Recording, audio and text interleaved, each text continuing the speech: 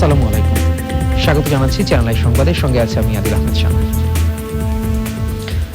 বিস্তারিত সংবাদের শুরুতেই জানিয়ে দিচ্ছি fresh full cream milk powder সংবাদ শিরোনামগুলো।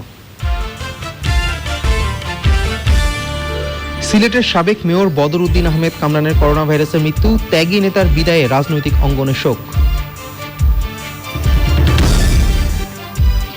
জুনের শেষ নাগাদ পাকিস্তানে 10 লাখেরও বেশি করোনা আক্রান্ত হওয়ার আশঙ্কা, যুক্তরাজ্যে 3 মাস পর খুলছে শপিং মল। কাছের মানুষের মৃত্যুর পরও দেখতে যেতে না পারা কষ্টের, বললেন প্রধানমন্ত্রী, সবাইকে স্বাস্থ্যবিধি মেনে চলার তাগিদ। এবং বাংলার স্বাধীনতা ছিনিয়ে নেওয়া ষড়যন্ত্রকারী রবার্ট ক্লাইভের মূর্তি সরানোর দাবি, ইংল্যান্ডে পিটিশনে 20,000 মানুষের সই।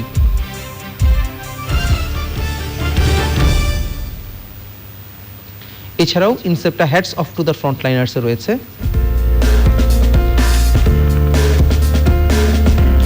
করোনা থেকে সুরক্ষা নিশ্চিতে কাজ করে যাওয়া চিকিৎসক মাবুদ চৌধুরী ফয়সালের জীবন উৎসর্গ করার কথা।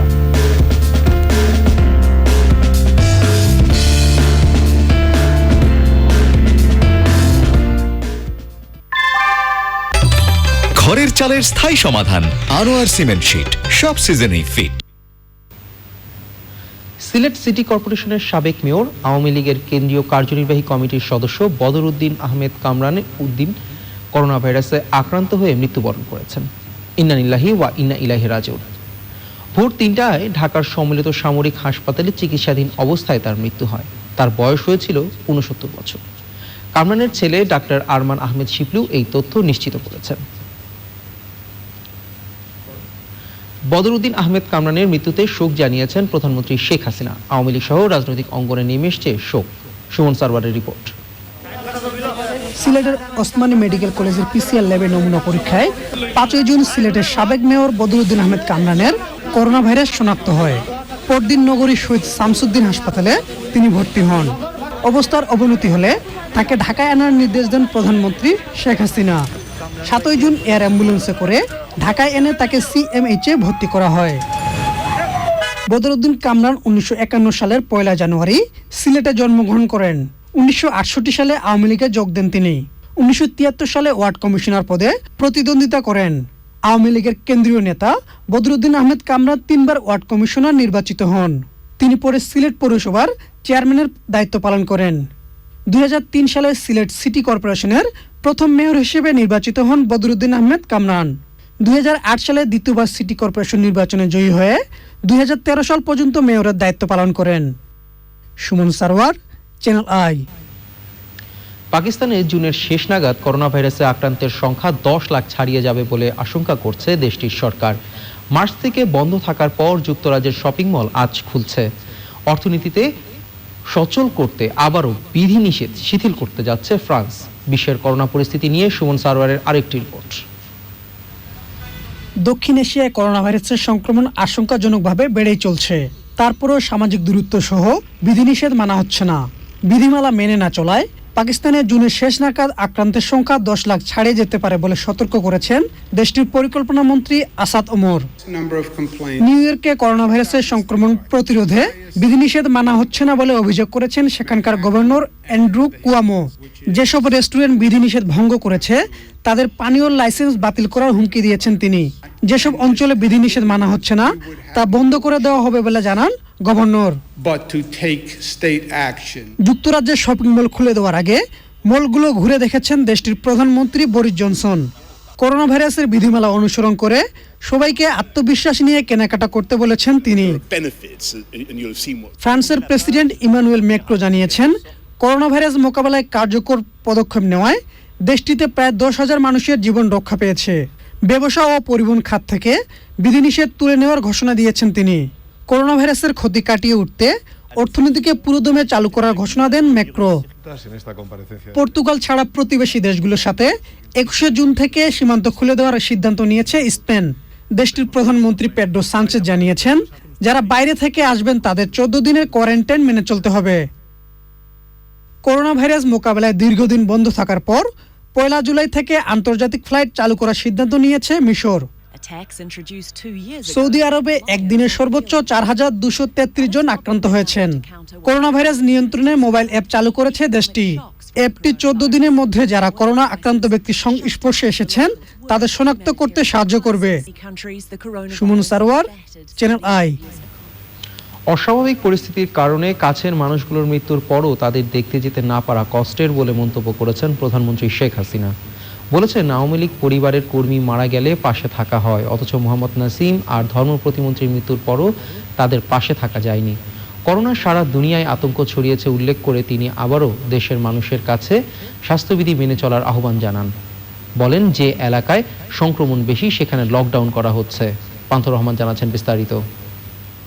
আর আব্দুল্লাহ সাহেবকে দিয়েছে। মাত্র কয়েক ঘন্টার ব্যবধানে মৃত্যুবরণ করেন বাংলাদেশ আওয়ামী লীগের প্রেসিডিয়াম সদস্য মোহাম্মদ নাসিম এবং ধর্ম প্রতিমন্ত্রী শেখ মোহাম্মদ আব্দুল্লাহ।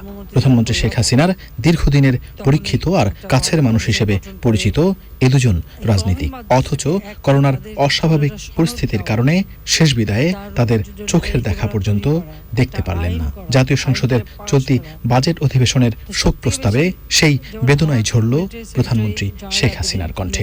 সারা বিশ্বটাই যেন কেমন একটা অস্বাভাবিক পরিবেশ সৃষ্টি করলো।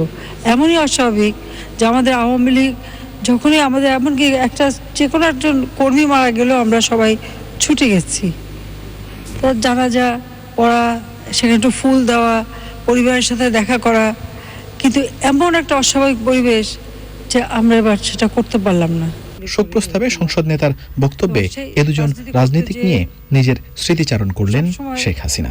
রাজনীতি করতে যে সবসময় নাসিম ভাই আমার পাশে পেয়েছি, যারা যে কয়টা মানুষ সবসময় আমার খুব পাশে থেকেছে, প্রতিটি ক্ষেত্রে সমর্থন দিয়েছে, সেই দুজন মানুষকে একই দিনে হারালাম। যেহেতু আমি আসার পর থেকে রাজনীতি এবং যখন থেকে আমি এমপি হয়েছি, যখন বিরোধী দলে ছিলাম বা সরকারি দলে ছিলাম, সবসময় আব্দুল্লাহ সাহেবই দেখাশোনা করতেন। কাজে তার এই মৃত্যুটাও আমাদের জন্য বিরাট ক্ষতি। আসলে আমার জন্য খুব কষ্ট হচ্ছে বলতে, যেভাবে সবাইকে হারানো খুবই দুঃখজনক। করোনা মোকাবেলায় আবারও দেশের মানুষকে স্বাস্থ্যবিধি মেনে চলার আহ্বান জানান সরকার প্রধান। সংক্রামক যাতে না হয়, এই সংক্রমণ থেকে নিজেকে রক্ষা করা, রক্ষা করার জন্য সবাইকে একটু স্বাস্থ্যবিধি মেনে চলার জন্য আমরা যেমন আমাদের দেশবাসীকে বলছি, পাশাপাশি এটাও তো বাস্তবতা যে আমাদের মানুষগুলিকে এখন করোনার ভয়ে তাদেরকে তো আমরা না খাওয়ায় মারতে পারি না, তাদের বেঁচে থাকার ব্যবস্থা তো আমাদের নিতে হবে, তাদের জীবন যাত্রাটা যে সেটা তো আমাদের করতে হবে। দুজন বর্ষিয়ান রাজনীতিক ছাড়াও করোনাকালে মৃত্যুবরণ করা মানুষদের জন্য 1 মিনিট নীরবতা পালন শেষে জাতীয় সংসদে বিশেষ মোনাজাত করা হয়। মোনাজাত পরিচালনা করেন জাতীয় সংসদের deputy speaker Mohammad Fazle Rabbi Mia. Pantha Rahman, channel I, Dhaka. দেশে রোববার দুপুর পর্যন্ত 24 ঘন্টায় 3,141 জনের করোনা সংক্রমণ শনাক্ত হয়েছে। শনাক্তের হার শনিবারের চেয়ে 4.4% বেশি। এ সময় মারা গেছেন 32 জন। এসব তথ্য জানিয়ে মানুষকে মাস্ক ব্যবহারে এবং সহযোগিতার আহ্বান জানিয়েছেন স্বাস্থ্য অধিদপ্তর। দরিদ্র মানুষের কাছে কমপক্ষে 2টি করে পুনর্ব্যবহারযোগ্য মাস্ক পৌঁছে দিতে স্বেচ্ছাসেবী সংগঠন, উন্নয়ন সহযোগী, জনপ্রতিনিধি এবং বিত্তবানদের অনুরোধ জানানো হয়েছে। এবার Incepta hats off to the ফ্রন্টলাইনার্স।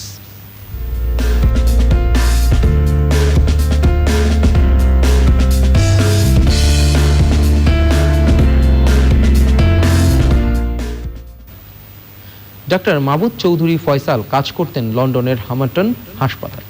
Corona পরিস্থিতির অবনতি ঘটলে চিকিৎসকদের সুরক্ষার জন্য প্রথম ব্রিটিশ প্রধানমন্ত্রী বরিস জনসনকে তিনি চিঠি লিখেন। ব্রিটিশ প্রধানমন্ত্রী তার ডাকে সাড়াও দেন। অন্যদের সুরক্ষায় নিশ্চিতে কাজ করতে গিয়ে করোনা ভাইরাসে আক্রান্ত হয়ে জীবন উৎসর্গ করেছেন মাবুদ চৌধুরী ফয়সাল।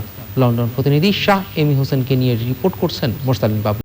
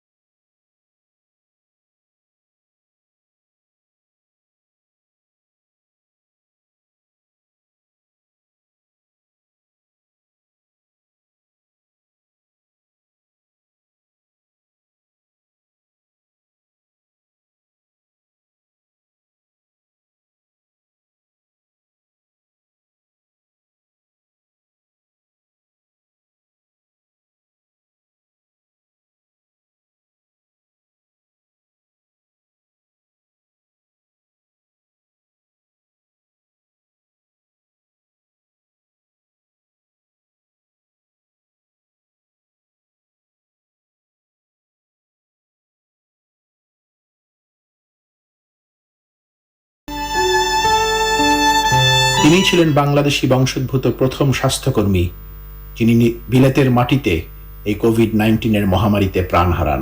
নিজে অসুস্থ হবার আগেই মার্চের প্রথম দিকে তিনি বিলেতের প্রধানমন্ত্রীকে একটি খোলা চিঠি লেখেন। সেই চিঠিতে তিনি এনএইচএস এর সকল স্বাস্থ্যকর্মীর জন্য পিপিই অর্থাৎ পার্সোনাল প্রোটেকশন ইকুইপমেন্টের গুরুত্ব উল্লেখ করে সবার কাছে এটা পৌঁছে দেবার জোর দাবি জানান। সৎ, বিনয়ী, সদালাপী ডাক্তার মাবুদ চৌধুরী ফায়সালের দেশের মানুষের প্রতি ছিল অগাধ ভালোবাসা। পরিবার পরিজন ও বন্ধু বান্ধবকে নিয়ে মেতে থাকতে ভালোবাসতেন তিনি। জীবন আমার এত ভালোবাসি বলে হয়েছে প্রত্যয়, মৃত্যুরেও এমনই ভালোবাসিব নিশ্চয়। ডাক্তার ফায়সালের সঙ্গে আমার পরিচয় একজন সংস্কৃতি সেবী হিসেবে, কবিতা প্রেমিক হিসেবে, আবৃত্তি শিল্পী হিসেবে। কাজে এবং কথায় তার নিষ্ঠার কোনো অভাব ছিল না। এই করোনা যুদ্ধে তিনি একজন যোদ্ধা ছিলেন। মৃত্যুর শেষ পর্যন্ত লড়েছেন, কিন্তু একেবারে শেষে গিয়ে হেরে গেছেন। মাবুদ চৌধুরী ফায়সালের স্ত্রী রেহানা আক্তার রানীও একজন চিকিৎসক। তাদের দুই সন্তান ইন্তেশার ও ওয়ারেসা পড়াশোনা করছে। এত কাইন্ড মানুষ ছিল, এত কোরেজিয়াস মানুষ ছিল, এত ব্রেভ মানুষ ছিল, এত কম্প্যাশনেট মানুষ ছিল। ওকে ডিসক্রাইব করতে অনেক কঠিন, বিকজ রাইট ওয়ার্ডস গুলো নাই ওর অ্যামেজিংনেসটা ডিসক্রাইব করার জন্য। আমার বাবা চিটাগং এ একটা হসপিটাল খুলেছে, একটা চ্যারিটি হসপিটাল খুলেছে গ্রামের মানুষের জন্য। তারপর আমার বাবা এমনি ইন জেনারেল একটা ডাক্তার হিসেবে কত লাইভস কে টাচ করেছিল, ডাক্তার ছাড়াও অনেক মানুষকে হেল্প করেছিল। করোনা যুদ্ধে এই সম্মুখ সারির যোদ্ধাকে আমরা স্যালুট জানাই। Hats off to the frontliners. Morsalin Babla, channel I, Dhaka. এবার অন্যান্য সংবাদ। ষড়যন্ত্রের মাধ্যমে নবাব সিরাজউদ্দৌলাকে পরাজিত করে স্বাধীনতা ছিনিয়ে নেয়া রবার্ট ক্লাইভ বাংলা সহ ভারতবর্ষের ইতিহাসের খলচরিত্র। কিন্তু যুক্তরাজ্যে জাতীয় বীর হিসেবে তার মূর্তি রয়েছে। এবার যুক্তরাষ্ট্রে শ্বেতাঙ্গ পুলিশের হাতে কৃষ্ণাঙ্গ জর্জ ফ্লয়েডের মৃত্যুর প্রতিবাদে শুরু হওয়া বিক্ষোভের ধারাবাহিকতায় ইংল্যান্ডে ক্লাইভের মূর্তি সরানোর দাবি উঠেছে। সাবিনা হাসানের রিপোর্ট। জাতীয় বীর নাকি সম্পদ লুটকারী নিপীড়ক, এই প্রশ্নের মীমাংসার ওপরই এখন অপসারণ বা টিকে থাকা নির্ভর করছে বর্ণবাদ, উপনিবেশিক শাসন আর দাস ব্যবসায় জড়িত ব্যক্তিদের মূর্তিগুলোর। যুক্তরাষ্ট্রে পুলিশের হাতে কৃষ্ণাঙ্গ জর্জ ফ্লয়েড নিহত হওয়ার পর ব্রিস্টলে বিক্ষুব্ধ জনতা দাস ব্যবসায়ী এডওয়ার্ড কোলস্টোনের মূর্তি উপড়ে সেটি সাগরের পানিতে ফেলে দেয়। অক্সফোর্ড বিশ্ববিদ্যালয়ে তীব্র বিক্ষোভ চলছে আফ্রিকায় ব্রিটিশ সাম্রাজ্য বিস্তারে ভূমিকা রাখা সেসিল রোডসের মূর্তি সরানোর দাবিতে। এরই ধারাবাহিকতায় ভারতে ব্রিটিশ সাম্রাজ্য বিস্তারে ভূমিকা রাখা রবার্ট ক্লাইভের মূর্তি অপসারণের দাবি উঠেছে। লর্ড ক্লাইভের নিজ শহর ইংল্যান্ডের শ্রুসবেরি ও ডাউনিং স্ট্রিটের পেছনে ব্রিটিশ পররাষ্ট্র দপ্তরের সামনে থাকা মূর্তি অপসারণের দাবি উঠেছে। এই দাবিতে সাধারণ মানুষ থেকে শুরু করে ব্রিটেনের অনেক বিখ্যাত লেখক এবং ইতিহাসবিদ এক হয়েছেন। বিখ্যাত দুটি বই হোয়াইট মুগলস এবং the anarchy, the relentless rise of the east India কোম্পানির লেখক ডালরিম্পল ব্রিটিশ সংবাদ মাধ্যম দ্য গার্ডিয়ানে লেখা কলামে রবার্ট ক্লাইভের মূর্তি অপসারণের পক্ষে জোরালো ভাষায় যুক্তি তুলে ধরেছেন। ব্রিটেনের অন্ধকার অতীতের কথা ভবিষ্যৎ প্রজন্মকে জানাতে রবার্ট ক্লাইভের মূর্তিগুলো রাখার পক্ষে অনেকে। এ বিষয়ে একটি পিটিশনে প্রায় 20,000 মানুষ মূর্তি অপসারণের পক্ষে সই করেছেন, আর বিপক্ষে সই করেছেন কমপক্ষে 6,000 মানুষ। দ্বিধা আর বিভক্তিতে এখন রবার্ট ক্লাইভ সহ বিভিন্ন ব্যক্তিদের মূর্তির টিকে থাকা না থাকা নির্ভর করছে। শত বছরের মূর্তি টিকে থাকবে নাকি জাদুঘরে যাবে নাকি ভেঙে ফেলা হবে, এ নিয়ে প্রশ্ন সবার। Sabrina Hasan, channel I. Living eagle খ্যাত গ্রুপ ক্যাপ্টেন অবসরপ্রাপ্ত সাইফুল আজও মৃত্যুবরণ করেছেন। ইন্না লিল্লাহি ওয়া ইন্না ইলাইহি রাজিউন। বার্ধক্যজনিত জটিলতা সহ হৃদরোগে আক্রান্ত হয়ে রোববার বেলা 11:15টায় তিনি শেষ নিঃশ্বাস ত্যাগ করেন। সোমবার বাদ জোহর বিমান বাহিনী কবরস্থানে তাকে দাফন করা হবে। তার বর্ণাঢ্যময় জীবন নিয়ে ইলিয়াস কমলের রিপোর্ট। 1941 সালে পাবনার খাগড়বাড়িয়া গ্রামে জন্মগ্রহণ করেন সাইফুল আজম। উচ্চ মাধ্যমিক পাশ করে 1956 সালে উচ্চতর শিক্ষার্থে পশ্চিম পাকিস্তান যান সাইফুল। 1960 সালে জিডি পাইলট ব্রাঞ্চের একজন পাইলট হন তিনি। 1967 সালের ইরাক যুদ্ধে অংশ নিয়ে বীরত্বের প্রমাণ রেখেছিলেন ক্যাপ্টেন সাইফুল আজম। যুদ্ধে বেশ কয়েকটি ইসরায়েলি বিমান ভূপাতিত ও ক্ষতিগ্রস্ত করে সুনাম অর্জন করেছিলেন তিনি। নিজ মাতৃভূমির পাশাপাশি জর্ডান, পাকিস্তান ও ইরাকের বিমান বাহিনীর সৈন্য হিসেবে দায়িত্ব পালন করেছেন সাইফুল আজম। পৃথিবীর ইতিহাসে 4টি দেশের হয়ে যুদ্ধে অংশ নেওয়া পৃথিবীর একমাত্র পাইলট তিনি। যুক্তরাষ্ট্রের জাদুঘরে তার জীবনী নিয়ে অ্যালবাম রয়েছে। পাকিস্তান বিমান বাহিনীতে কর্মরত অবস্থায় 1967 সালের 6 জুন তাকে ইরাকি বিমান বাহিনীতে বদলি করা হয়। বিমান ঘাঁটি আক্রমণের সময় তিনি পশ্চিম পাকিস্তানে ছিলেন। বিশ্বের 20 জন লিভিং ইগলের মধ্যে সাইফুল আজম ছিলেন অন্যতম। তার বর্ণাঢ্য জীবনে নিজেই কিংবদন্তির ইতিহাস রচনা করেছিলেন। Ilias কামুল, channel I. ছিল এবার অশোক নিলেন ইফাদতস বিরতি, আর বিরতির পর যা থাকছে: দুরন্ত মেসির নৈপুণ্যে দুর্দান্ত জয়ে মাঠে ফিরল চ্যাম্পিয়ন বার্সেলোনা। কোপা ইতালিয়ার ফাইনালে জুভেন্টাসের প্রতিপক্ষ নাপোলি।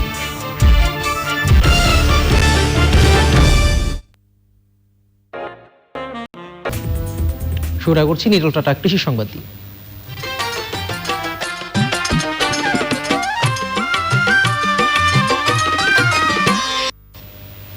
ভোলার মেঘনায় জেলেদের জালে মিলছে না ইলিশ, অনেককেই ফিরতে হচ্ছে খালি হাতে। নদীতে হঠাৎ করে ইলিশ সংকট দেখা দেয় অভাব, অনটন আর অনিশ্চয়তার মধ্যে পড়েছেন জেলেরা।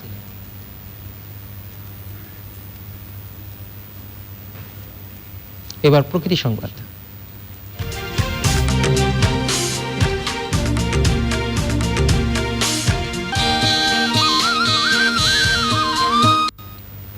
রাজধানীর চারপাশে নদীর পাড়ে বৃক্ষরোপণ করা হচ্ছে। বৃক্ষরোপণের পাশাপাশি নদী দূষণ ও দখলের বিরুদ্ধে সচেতনতামূলক প্রচার চলছে। গাছের পরিচর্যায় স্থানীয়দের সম্পৃক্ত করা হয়েছে।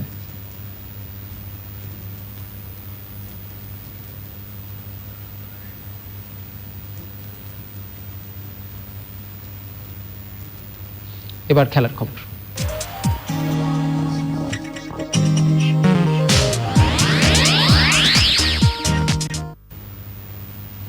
মেসি ঝলকে মায়োর্কাকে 4-0 বিধ্বস্ত করে 97 দিন পর স্প্যানিশ লা লিগায় রাজসিক প্রত্যাবর্তন চ্যাম্পিয়ন বার্সেলোনার। টানা 8বার জার্মান বুন্দেসলিগার শিরোপা জয় থেকে মাত্র 3 পয়েন্ট দূরে বায়ার্ন মিউনিখ।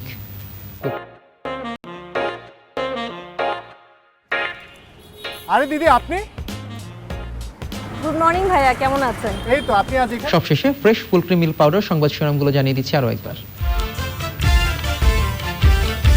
সিলেটের সাবেক মেয়র বদরউদ্দিন আহমেদ কামরানের করোনা ভাইরাসে মৃত্যু, ত্যাগী নেতার বিদায়ে রাজনৈতিক অঙ্গনে শোক। জুনের শেষ নাগাদ পাকিস্তানে 10 লাখেরও বেশি করোনা আক্রান্ত হওয়ার আশঙ্কা, যুক্তরাজ্যে 3 মাস পর খুলছে শপিং মল। কাছের মানুষের মৃত্যুর পরও দেখতে যেতে না পারা কষ্টের, বললেন প্রধানমন্ত্রী। সবাইকে স্বাস্থ্যবিধি মেনে চলার তাগিদ। এবং বাংলার স্বাধীনতা ছিনিয়ে নেওয়ার ষড়যন্ত্রকারী রবার্ট ক্লাইভের মূর্তি সরানোর দাবি, ইংল্যান্ডের পিটিশনে 20,000 মানুষের সই।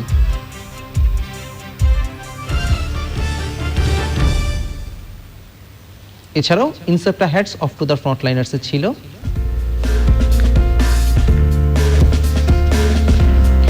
করোনা থেকে সুরক্ষা নিশ্চিতে কাজ করে যাওয়া চিকিৎসক মাহবুব চৌধুরী ফয়সালের জীবন উৎসর্গ করার গল্প।